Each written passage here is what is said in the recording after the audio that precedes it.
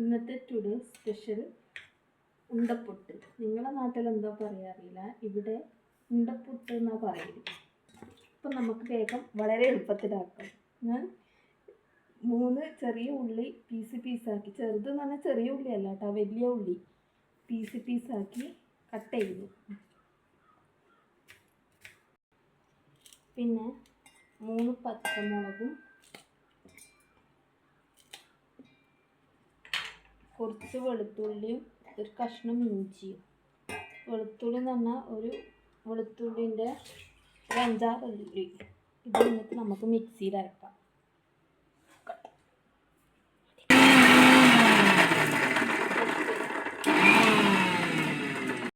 ഇതിൽ പ്രധാനമായി വേണ്ടത് കുറച്ച് ചെമ്മീൻ കിട്ടിയിട്ടുണ്ട്. ചെമ്മീനും കുറച്ച് ഉപ്പും കുറച്ച് മഞ്ഞൾപ്പൊടി ഇട്ടിട്ട് ഞാൻ മാഗ്നേറ്റ് ചെയ്ത് വയ്ക്കുകയാണ്. ഇത് കുറച്ച് പുറത്ത് വെച്ച് അതിനായി ഒരു പാൻ അടുപ്പത്ത് വെച്ചിട്ടുണ്ട്.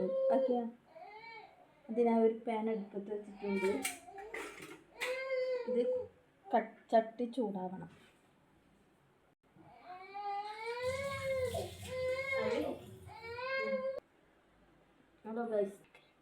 ചട്ടി ചൂടായി അല്പം വെളിച്ചെണ്ണ ഒഴിച്ച് കൊടുക്കാം. ഒരു 2 സ്പൂണ് മതിയാകും. കുറച്ച് നേരത്തെ അരിഞ്ഞ് വെച്ച ഉള്ളി ഇടുക. നേരത്തെ ചെമ്മീനിൽ കുറച്ച് ഉപ്പിട്ട് പരത്തി വെച്ചിട്ടുണ്ട്. ഇതിൽ ഉപ്പ് ഇടുമ്പോൾ ശ്രദ്ധിക്കുക. ഞാൻ ഉള്ളി വഴങ്ങാൻ വേണ്ടിയിട്ട് ഇത്തിരി ഉപ്പ് ചേർക്കുന്നുണ്ട്. നന്നായി വഴറ്റുക.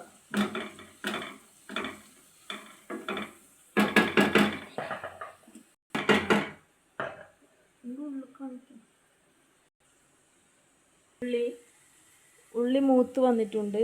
നമുക്ക് നേരത്തെ അരച്ച് വെച്ച വെളുത്തുള്ളി ഇഞ്ചിയും പേസ്റ്റ് പച്ചമുളകും കൂടി ഒന്നിച്ച് ചതച്ച് വെച്ച് ഇതിൽ ചേർക്കാം.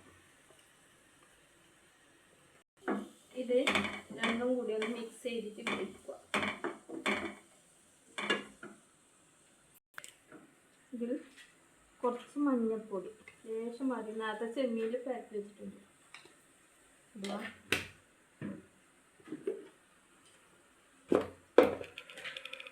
കുറച്ച് ഒരു 1/4 ടീസ്പൂൺ മഞ്ഞൾപ്പൊടി,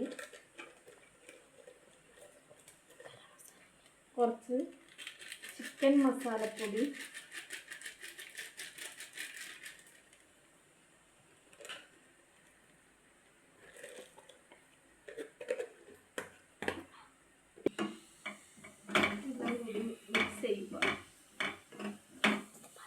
എല്ലാം കൂടി മിക്സ് ചെയ്യുക. കുറച്ച് ഗരം മസാലപ്പൊടി കുറച്ചിട്ടാൽ മതി. മിക്സ് ചെയ്യുക. ഇതെല്ലാം ഇത് യോജിപ്പിക്കുക, വേവിക്കുക. അത് വേവുമ്പോഴേക്ക് അത് മസാലയെല്ലാം ആയി റെഡി ആകുമ്പോഴേക്കും നമുക്ക് അതിലേക്കുള്ള മാവ് തയ്യാറാക്കാം. ഒരു കപ്പ് അരിപ്പൊടി, ഇതിലേക്ക് ഒരല്പം ഉപ്പ്, അല്പം മതി. മിക്സാക്കിയതിന് ശേഷം കുഴച്ചെടുക്കുക. പത്തല് രൂപത്തോടെ ഒരു ബൗൾ പോലെ ആക്കുക. ഇതുപോലെ മാവ് കുഴച്ച് വെക്കുക.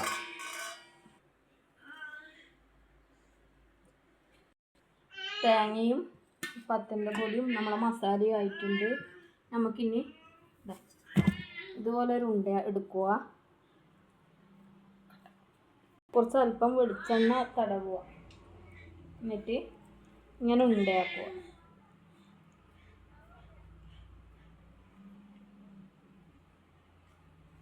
എന്നിട്ടിതാ മസാല ഇതിലേക്ക് നിറയ്ക്കുക.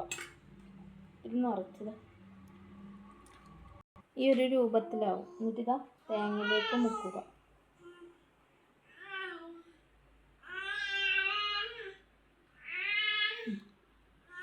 ഇതുപോലെ നമുക്ക് എല്ലാ ബൗളും എല്ലാം ഇതുപോലെ ഓരോരോ ഉരുളകളാക്കി വെക്കുക.